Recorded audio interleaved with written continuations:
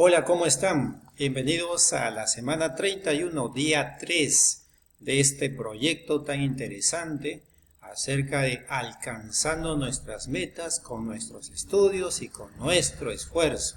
Alcancemos nuestros sueños entonces y el final de este proyecto será justamente elaborar un plan de hábitos de estudio para mejorar nuestro trabajo en esta plataforma Aprendo en Casa. El día lunes hemos conocido a Carlos y Laura, dos chicos que al igual que todos nosotros están teniendo también algunas dificultades y han tomado decisiones, han tomado una postura frente a todas estas dificultades que han encontrado ellos.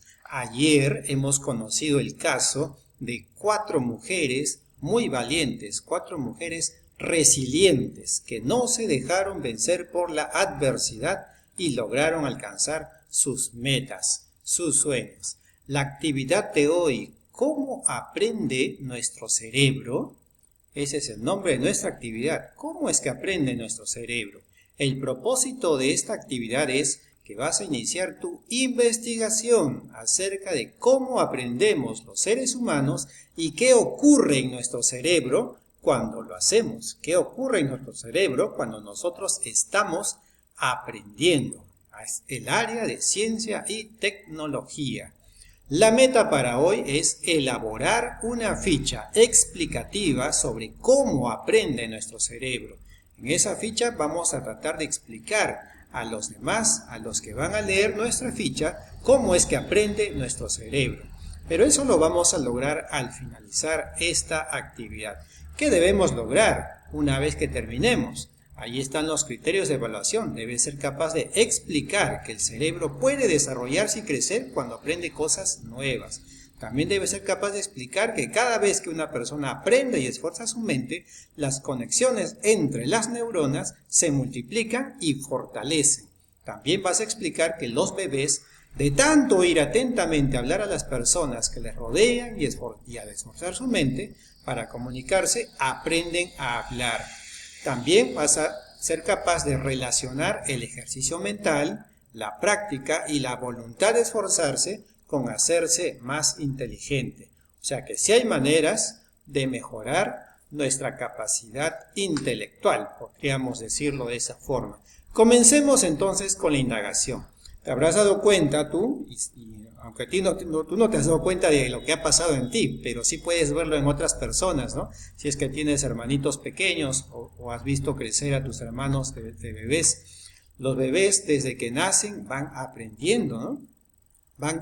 Primero aprenden a hablar, a balbucear, a moverse, a tocar las cosas, se ponen atentos cuando alguien les está hablando, reconocen la voz de mamá, de papá. Él no sabe que son su mamá y su papá, pero reconoce su voz con solo oírla.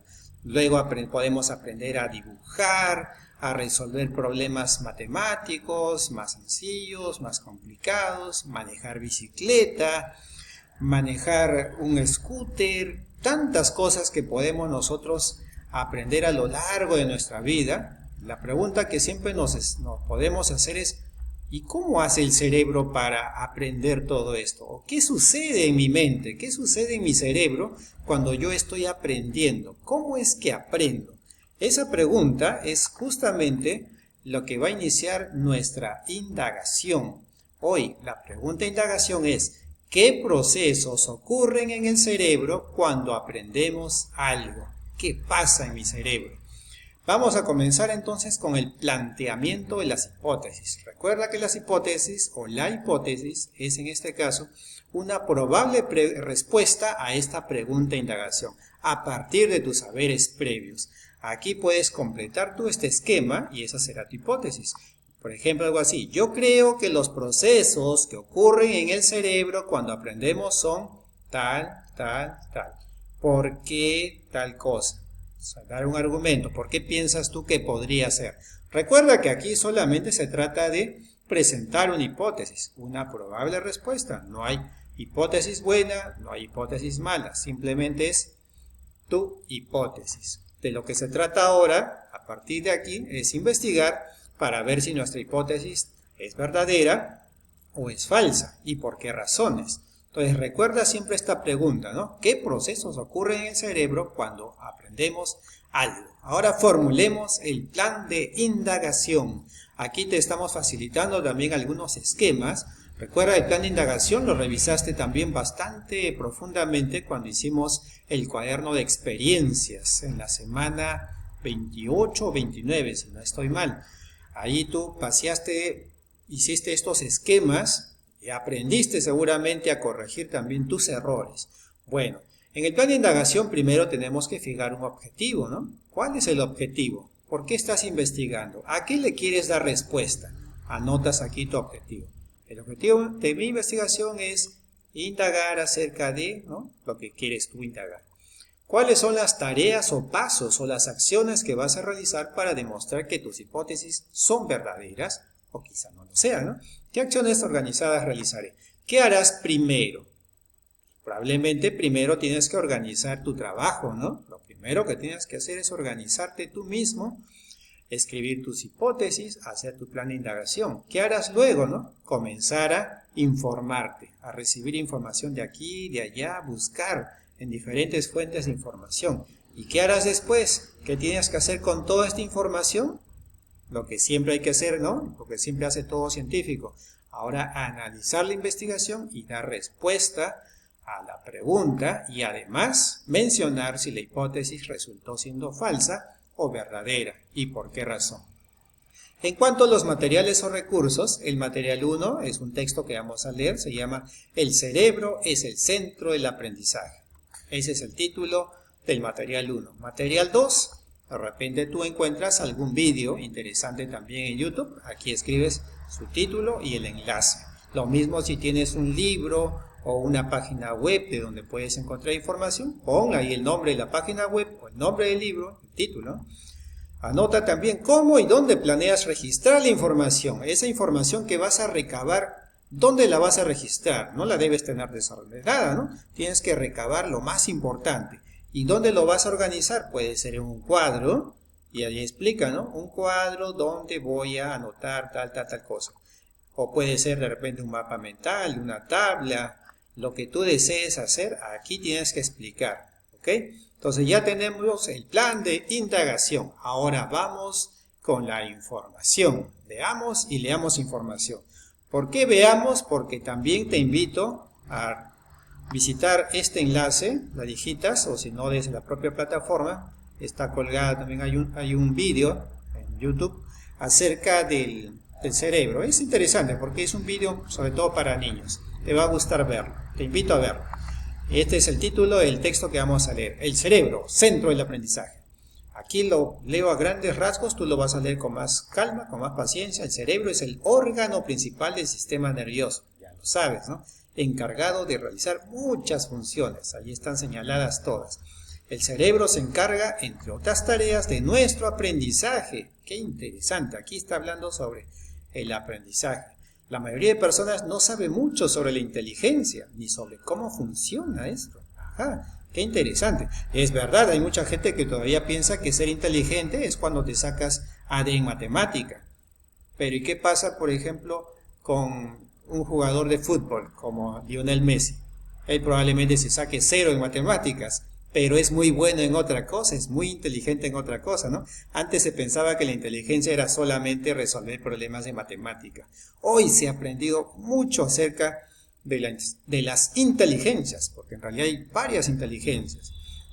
Aquí dice, las nuevas investigaciones demuestran que el cerebro funciona parecido a como lo hace un músculo. Qué interesante, puede crecer más y hacerse más fuerte cuanto más lo usemos. Claro, si tú haces ejercicio, el músculo se vuelve fuerte, ¿no? Lo mismo dice, según este texto, que le pasa también al cerebro. Mientras más lo ejercitamos, más pensamos, más resolvemos, más le ponemos cosas difíciles, más retadoras, también nuestro cerebro se hace cada vez más fuerte. Qué interesante este texto, ¿eh? Que tú lo vas a revisar, como dije, con más calma. ¿De qué más nos habla este texto? La ciencia del cerebro. Ajá, aquí nos está hablando de cómo es que se conectan las neuronas, que son las células que están dentro de nuestro cerebro. Ya habíamos visto algo de esto cuando aprendimos acerca de los recuerdos. ¿Recuerdas, no? Valga la redundancia. Las neuronas se conectan entre sí. Cuando están sueltas, no se produce el recuerdo, no se produce tampoco un aprendizaje. Tienen que estar conectados entre sí.